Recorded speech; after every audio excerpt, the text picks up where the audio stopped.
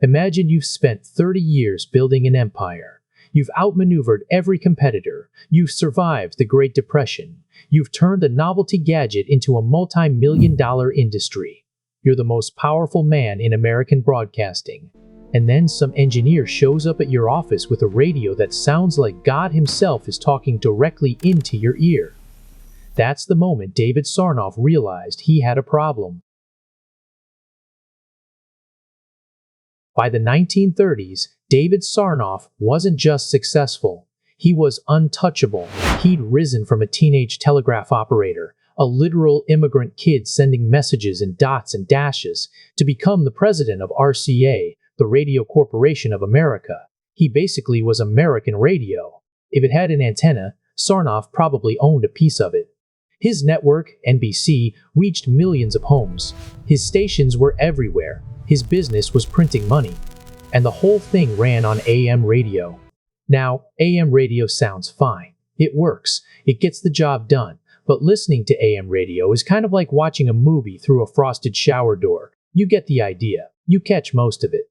But there's always this hiss, this static, this wall of background noise you've just accepted as part of the deal.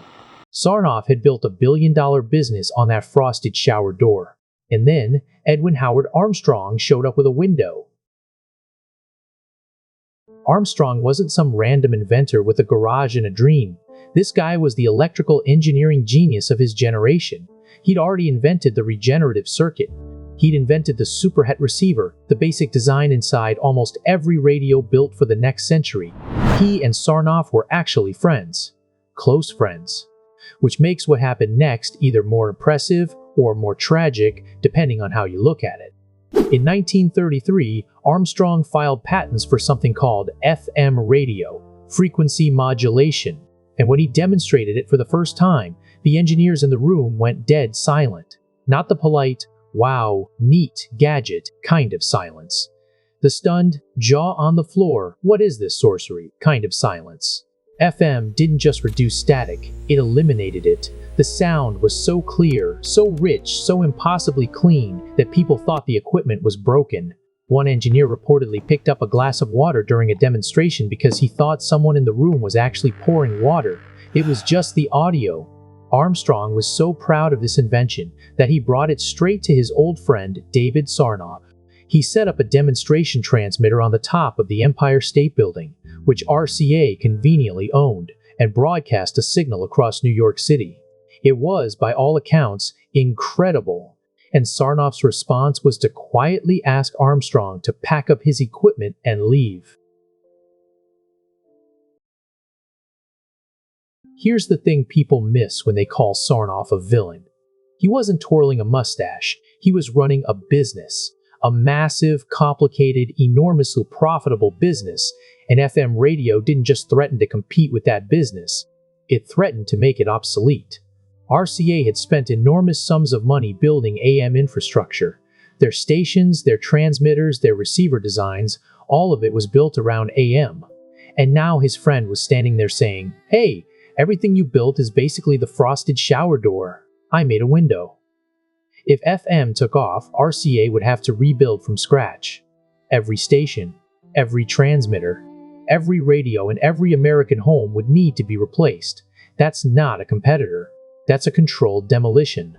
So Sarnoff did what powerful men in powerful industries have always done when confronted with something that threatens their business model. He just made it very, very difficult for FM to exist. RCA used its enormous influence to lobby the FCC, the federal agency regulating radio, to move FM to a different part of the broadcast spectrum. In 1945, the FCC agreed and shifted FM to a higher frequency band. This sounds like boring regulatory stuff. It was not boring. It meant that every single FM receiver that Americans had already purchased, and by that point, roughly 500,000 of them, was now useless. Instantly obsolete, because the new frequencies didn't match the old hardware. Armstrong had spent years building momentum. He had believers, he had investors, he had stations broadcasting, and one regulatory decision wiped out most of it overnight. Armstrong, who was not a man known for staying quiet, accused RCA of deliberately engineering this outcome. He filed a patent infringement lawsuit, then another, then more. The lawsuits ate years. They ate his savings. They ate his mental health.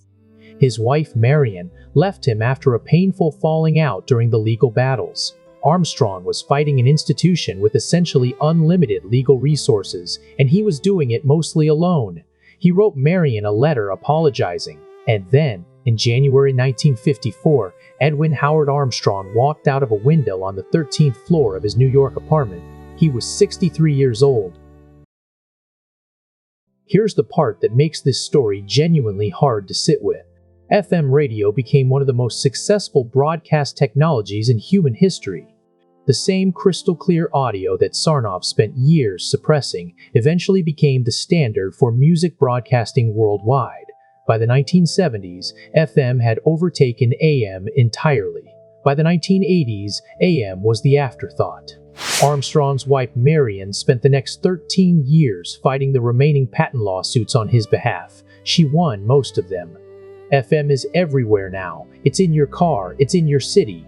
It's probably within 50 feet of you right now. The man who invented it never got to see it win.